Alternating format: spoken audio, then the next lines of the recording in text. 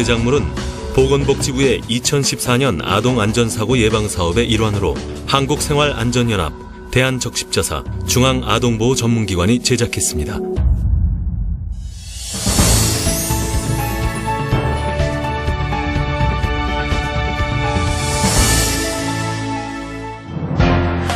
아무도 몰랐다. 쓰러질 거라는 사실. 그들이 쓰러진 이유는 바로 폭염. 올해는 특히 폭염으로 인해 발생하는 응급 상황이 많았습니다. 하지만 폭염 외에도 응급 상황은 항상 생각지도 못했을 때 일어납니다. 응급처치란 전혀 예상하지 않았던 때나 장소에서 긴급히 행할 수 있는 치료입니다.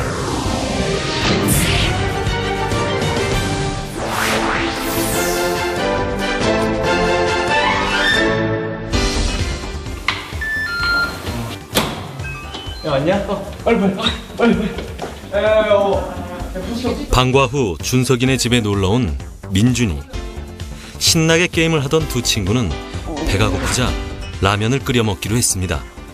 출출하지 않냐? 라면 먹을래? 야, 집에 짜장라면 있냐? 있지. 오늘은 네가 손님이니까 내가 특별히 끓여준다. 알았어. 잠시만 기다려. 집에 놀러온 친구 민준이를 위해 맛있게 라면을 끓이고 있는데요. 면이 어느 정도 익자 라면물을 버리려는 그때 다 됐어. 뒤에서 친구가 준석이의 어깨를 밀어 뜨거운 물이 그대로 팔에 쏟아져 버렸습니다. 100도가 넘는 뜨거운 물에 팔을 대어 화상을 심하게 입은 것 같습니다. 준석아! 외출해서 돌아온 어머니는 어찌할 바를 모르는데 어떡해, 준석아! 준석아, 어떡해! 끓는 물에 팔을 대었을 때는 어떻게 해야 할까요? 화상을 당했을 경우 일단 가장 먼저 119에 전화를 걸어 응급처치에 대한 도움을 받아야 합니다. 119의 안내에 따라 흐르는 물에 화상 부위를 식혀주고 화상의 경우 시간을 지체할수록 위험은 더욱 커지므로 재빨리 병원으로 가 치료를 받아야 합니다. 급한 마음에 얼음을 대거나 환부에 달라붙은 옷을 억지로 떼어낼 경우 2차 손상이 일어날 수 있으니 주의해야 합니다.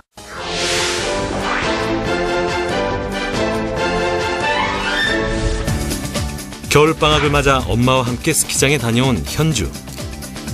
스키를 타는 동안은 재미있었지만 집에 돌아오는 차 안에서 피곤함에 곤히 잠들었다가 이제 막 잠에서 깨어 집에 들어왔습니다. 너무 춥지? 네. 일단 코코아 좀 마시자. 네. 스키를 타는 동안 꼈던 장갑을 벗으려는 그때 엄마, 장갑이 온 것 같아. 장갑이 안 빼져. 그래? 한번 보자. 손에 아무런 느낌이 없고 장갑조차 벗을 수 없습니다. 아니, 이렇게 될 동안 왜 말을 안 했어? 손이 붉게 변하여 부어있는 것을 보니 아무래도 동상이 걸린 것 같습니다. 젖은 장갑을 끼고 그대로 잠이 들어 생긴 일입니다. 엄마의 경우 운전을 하기 위해 장갑을 벗어서 동상에 걸리지 않았고 딸은 젖은 장갑을 낀 채로 잠이 들어 동상에 걸리게 된 것입니다. 동상에 걸릴 시 어떻게 응급처치해야 할까요? 동상이 의심되는 상황에서는 일단 얼어붙은 부위를 녹여줘야 합니다. 미지근한 물에 동상이 의심되는 부위를 담가 녹이는 것이 가장 효과적인 방법입니다. 일반적으로 알고 계시는 난로를 쐬거나 또는 비비거나 하는 것들은 그 조직이나 세포 손상을 더 악화시킬 수가 있어서 절대로 피해야 되고요.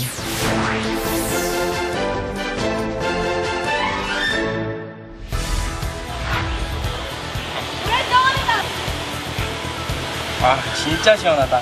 역시 여름엔 계곡 최고야. 그러게. 야, 그래도 여기까지 왔는데 한번 빠져보고 가야겠지? 응? 뭐 하는 거야? 장난하지 마서 잡아줘. 엄살은. 야, 거기 시원할 텐데 좀 더 놀다 나와. 내가 사진 찍어줄게. 남는 건 사진뿐이라는 생각에 물속의 친구는 생각도 하지 않고 휴대폰을 찾는데요. 그런데 윤수야. 갑자기 물속에서 사라져버린 친구. 야, 윤수. 어디야? 윤수야. 은수야! 도와주세요! 여기 사람이 빠졌어요! 물이 깊지 않아 설마 이런 일이 발생할 거라고는 생각지도 못했습니다. 그야말로 눈 깜짝할 사이에 일어난 일입니다. 물에 빠져 익수 사고가 나면 어떻게 응급처치해야 할까요? 일단 물에 빠진 사람을 구하게 된다면 가장 먼저 119에 신고를 하고 스스로 호흡을 하고 있는지 반응을 살펴야 합니다. 만약 반응이 없다면 심정지일 가능성이 있으니 재빨리 심폐소생술을 실시해야 합니다. 다행스럽게 스스로 호흡을 하고 있다면 기도를 열어준 후 병원에 빠른 이송이 될 수 있도록 조치를 취해야 합니다. 그래서 익수 환자는 체온이 많이 떨어져 있을 수 있으니까 담요나 뭐 기타 덮을 수 있는 걸로 덮어줘서 체온을 유지하는 게 중요합니다.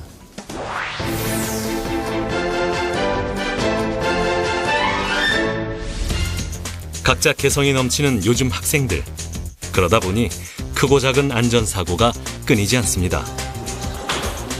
야, 김성수 어디 있냐? 왜? 무슨 일이야? 너 따라와. 어릴 적부터 이웃집에 살며 평소에는 잘 지내왔던 두 친구. 그런데 진수는 무슨 일이 있어서 이렇게 화가 나 있는 걸까요? 너 어제 나 조퇴했던 거 꾀병이었다고 소문냈다며. 맞잖아. 내가 어제 학교 끝나고 너 게임방에서 나오는 거 봤거든? 그런 걸 선생님한테까지 말하면 어떡해. 너 때문에 내일 학교에 부모님 오신단 말이야. 선생님한테 말 안 했는데? 경식이한테만 이야기했단 말이야. 사소한 오해로 순식간에 두 사람 사이는 벌어지고 말았습니다. 경식이한테 뭐하러 그런 얘기를 해. 너 저번에도 그러더니 자꾸 이럴래? 네가 잘못해놓고 왜 나한테 그래? 결국 몸싸움으로 번진 다툼으로 인해 성수의 팔이 못에 긁히고 말았습니다. 야왜 싸우래? 싸우지 마. 너 이따 수업 끝나고 오자. 그래, 각오해라. 하지 마. 피가 나긴 하지만 심한 상처는 아닌 것 같아 별일 아니라고 생각했습니다. 성수야, 너 팔이 언제부터 그러니? 별거 아니에요. 계속 나면 안 될 텐데. 걱정하는 선생님의 마음과는 달리 성수는 친구와 다툰 사실에 혼이 날까 두려워 선생님의 말을 무시하고 교실로 들어가는데요. 성수야, 너 팔 좀 봐. 하지만 시간이 지나도 피는 그치지 않습니다. 너 왜 이러지? 출혈이 지속될 시 어떻게 응급처치해야 할까요? 출혈이 멈추지 않는다면 깨끗한 거즈를 상처 부위에 놓고 붕대를 감싸서 지혈을 시도해야 합니다. 또한 상처 부위를 심장보다 높여주면 지혈되는데 효과적입니다. 주의할 점은 다친 부위를 손으로 직접 만지는 행동은 감염이 될 수 있으므로 손으로 직접 만지면 안 됩니다.